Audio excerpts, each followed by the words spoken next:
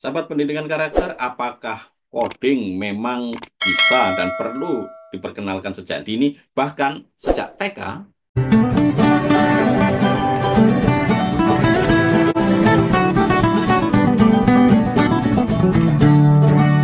Tanya Pak Doni saja. Sahabat pendidikan karakter, coding sangat dianjurkan untuk mulai diperkenalkan sejak dini.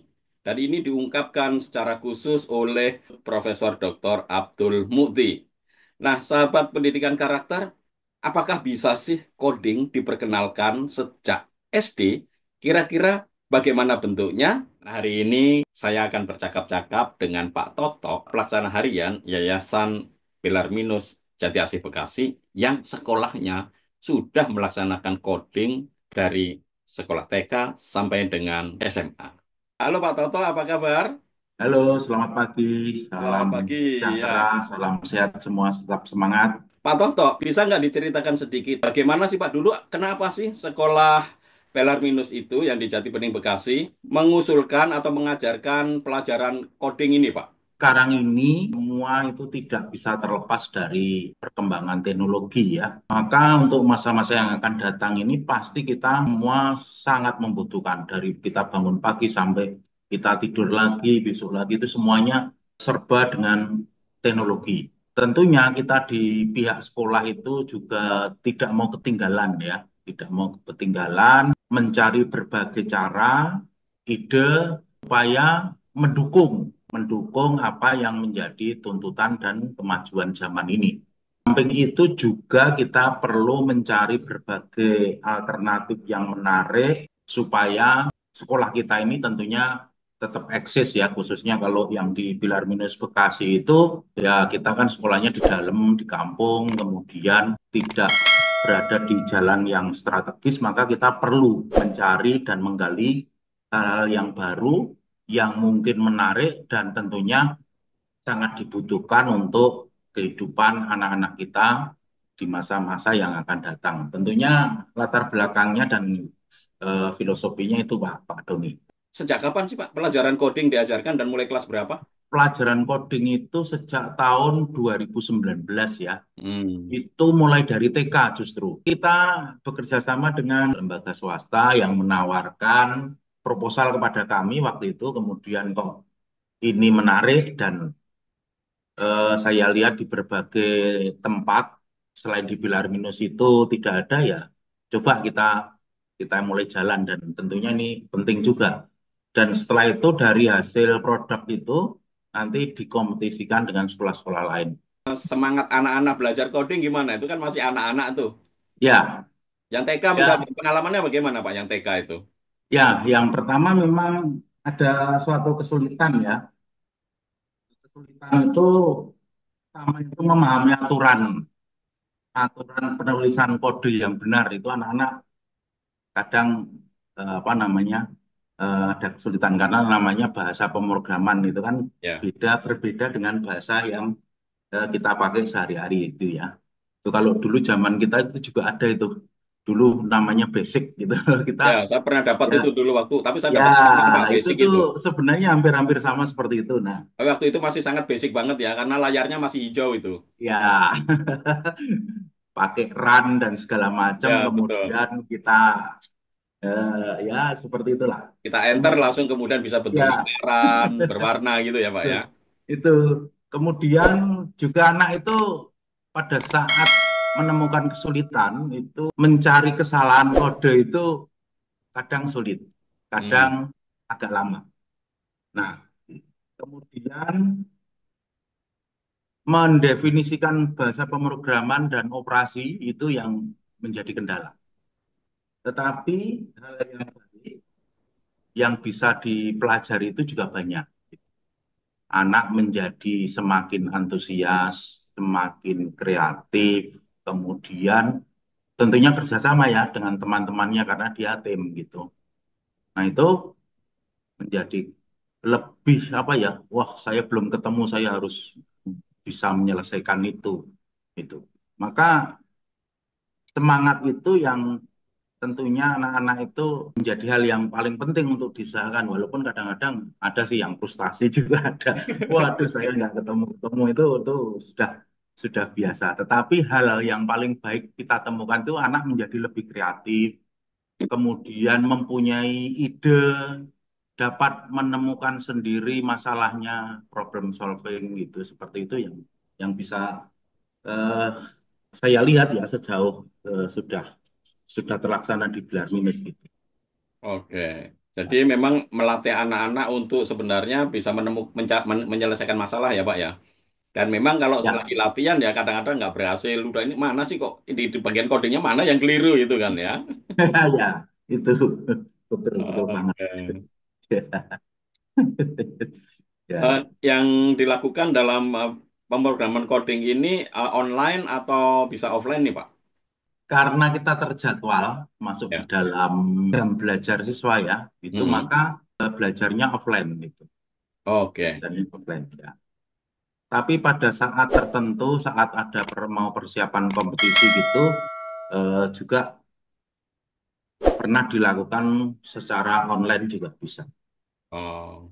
Jadi pembelajarannya di kelas itu bisa offline ya Pak. Jadi nggak Ya. perlu pakai komputer dulu ya untuk anak-anak ya, Oh untuk bisa, basic-basicnya sangat ya. bisa. Ya, sangat bisa. Lalu kemudian dikasih contoh ya mungkin dengan gurunya pakai komputer offline gitu kan. Ya, itu kemudian shot ke layar ya nanti Lihat ke supaya layar. anak bisa. Setelah itu baru masuk ke lab komputer gitu. Oh, oke oke.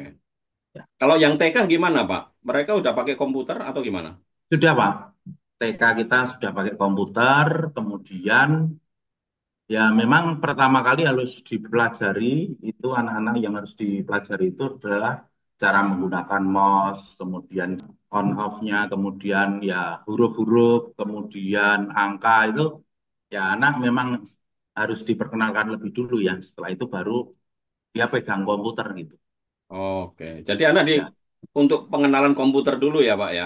ya, Cara mempergunakan komputer terus berarti dia harus bisa membaca ya Pak ya. Udah mulai mengenal ini huruf-huruf seperti itu harus mengenal tahu ya. huruf dan kalau membaca sih belum terlalu ya. Karena Mm-mm. nanti kalau TK itu kebanyakan materinya soal memberi warna, membuat gambar ini menjadi bergerak dan lain-lain seperti itu. Mencocokkan huruf, mencocokkan angka, mencocokkan gambar kayak gitu. Itu Ya, latihannya ya mereka ya untuk ya, ya. membentuk Untuk TK. kebiasaan berpikir kritis, mengklasifikasi, logis seperti itu dengan Ya, latihan-latihan ya ada gambar, mencocokkan angka, ya, huruf begitu ya Pak ya. ya, ya, betul Pak. Seperti itu. Oke.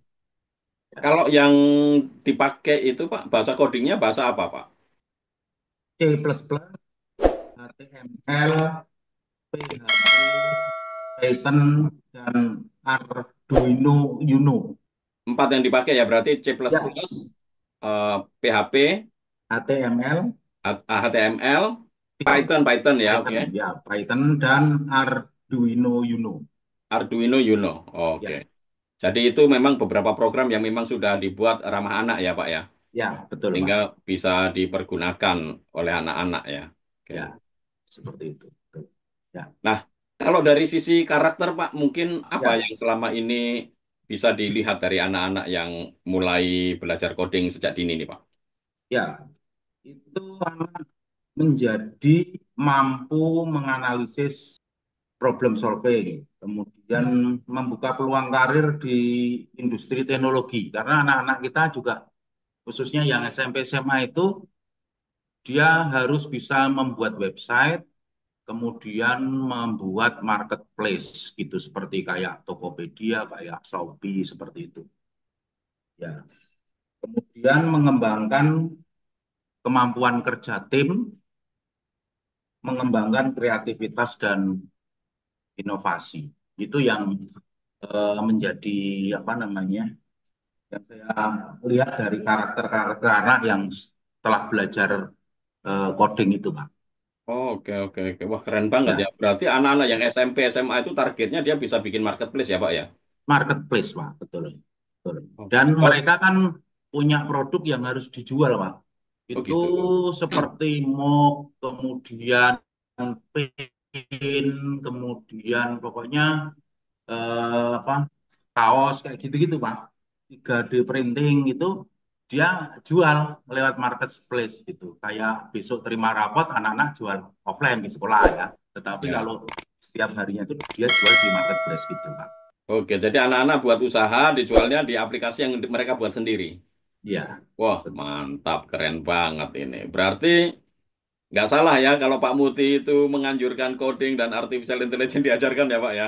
Ya, begitu Pak Muti menyampaikan itu, waduh, kok kebetulan banget ya kita sudah gitu. Malah jauh hari sebelumnya ya udah sejak 2019 ya Pak ya. 2019 karena kami memang harus mencari hal-hal yang baru seperti dulu berbagai tempat belum ada bahasa Mandarin kita adain dulu gitu sama Oke. Jadi ini iya sebenarnya pengelola sekolah harus inovasi ya Pak ya di era seperti sekarang ini ya Pak ya. ya betul banget Pak ya Oke. khususnya Tanggapan orang tua sekolah-sekolah bagaimana Pak? tanggapan orang tua sangat senang karena pembelinya paling banyak orang tua juga. Begitu. Tetapi dari sisi pembiayaan Pak, mahal nggak sih Pak? Pembiayaan enggak tuh Pak. Kita kan masuk ke dalam uang kegiatan ya Pak ya. Oke, Itu jadi udah dianggarkan di uang kegiatan ya. sudah ada di uang kegiatan dan itu kan nanti dibagi ke dalam 12 bulan SPP ya. Hmm. Sehingga sangat terjangkau sekali. Oke, jadi orang tua tidak ada yang mengeluh ya masalah coding ini nanti nambah biaya dan lain-lain. Tidak ada Pak. Ya. Oke, jadi Karena mekanismenya sudah dimasukkan di dalam pembiayaan yang sudah uang dimasukkan selama kegiatan 1 tahun sejak itu ya. awal sudah kita sampaikan bahwa rencana kita mau seperti ini nanti uang kegiatannya menjadi sekian gitu. Oke. Ya. Pernah mendengar komentar orang tua Pak tentang anak-anaknya yang belajar coding? Ya, berbagai komentar orang tua karena seperti besok ini kan kita ada open house ya, kita Ya. tampilkan berbagai karya anak itu mereka, oh ternyata anak saya bisa ya gitu. Anak saya bisa ya seperti itu ya. Itu menjadi suatu keheranan bahwa tidak menyangka orang tua itu kok anaknya bisa membuat seperti itu dengan teman-temannya. Ya, itu yang sering mereka sampaikan ya. Makanya ya terkadang anak oh jual sekian ini ya tetap orang tua itu tetap membeli gitu, rela membeli gitu.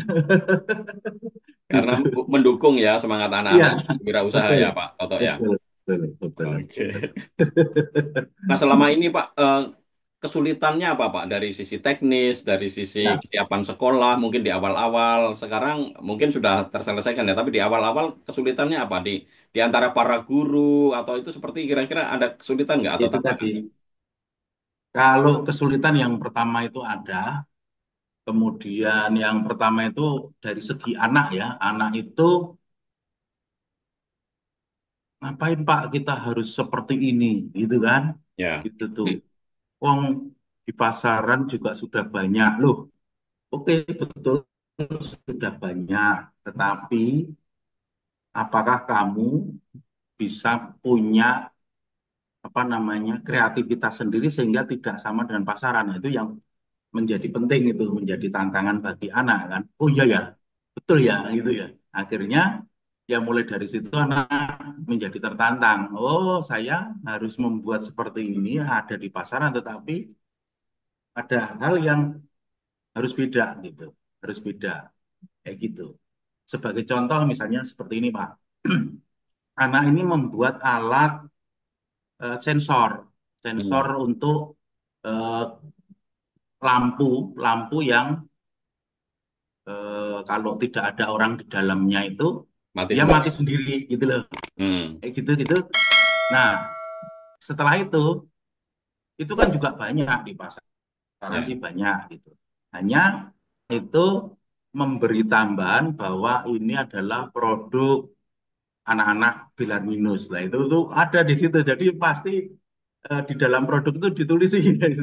Oh berarti orang pasti orang bilar minus kalau melihat itu ya sudah akhirnya ya dengan rela membeli gitu mereka membuat itu lebih murah gitu ya karena dengan bahan-bahan juga yang mereka mencari oh di rumah saya ada di rumah saya ada gitu. Sehingga tidak tidak lagi harus membeli membeli yang baru gitu seperti itu. Luar biasa ya tantangannya tadi memang dari sisi Ya, anak ya kalau namanya lagi belajar kadang-kadang masih aduh frustasi ya nggak ketemu-ketemu nih problem solvingnya di mana nih betul, codingnya ini kok betul. nggak ketemu mungkin maunya alurnya seperti ini tapi kok jadinya beda gitu kan Pak ya Ya, harus saat dicari ya. saat deadline harus gelar karya, belum siap juga gitu. Ada juga, Pak.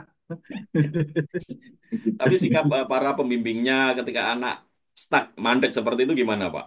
Memang terkadang guru juga mengalami kesulitan ya, pembimbingnya juga coba mencari hal yang lebih eh, ya sudahlah untuk sementara mungkin yang penting kamu bisa menciptakan sendiri walaupun akhirnya hasilnya itu sama dengan yang sudah ada gitu. Karena mau membuat hal yang lain itu Belum.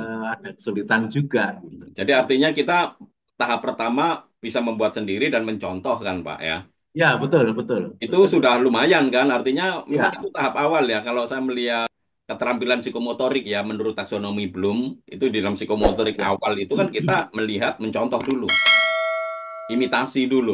Nah, nanti baru seperti itu, ya, imitasi sudah ya, lancar, sudah lihai, lalu kemudian mulai membuat modifikasi. Ya, sama tapi ada bedanya. Ya, itu saya rasa perlu diperkenalkan ya, anak-anak betul. tahap-tahapan itu, dan memang harus dilalui itu Pak, sepertinya. Ya, ya, Nggak bisa tiba-tiba orang langsung inovasi ya. kan. Harus sampai tahap kemudian bisa Ya, mengevaluasi ya. inovasinya masih sangat sederhana sih. Ya, Ya, jadi memang sebagian disesuaikan besar dengan masih kemampuan anak ya ya. istilahnya membuat hal yang masih sama. Oke, oke. Tapi bahwa itu anak sudah bisa membuat sendiri, itu seperti sensor, kemudian sensor lampu, sensor air itu tuh mereka sudah bisa. Hmm. Jadi itu dikaitkan dengan teknologi digital tadi ya, Pak ya, dengan pemrograman itu ya mereka. Ya, betul, betul, betul. Oh, Ya. luar biasa, luar biasa. Ya.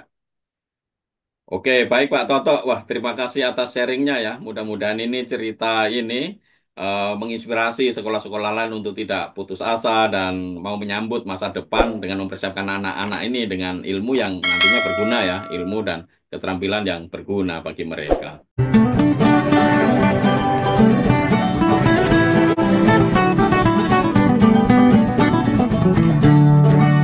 Tanya Pak Doni saja.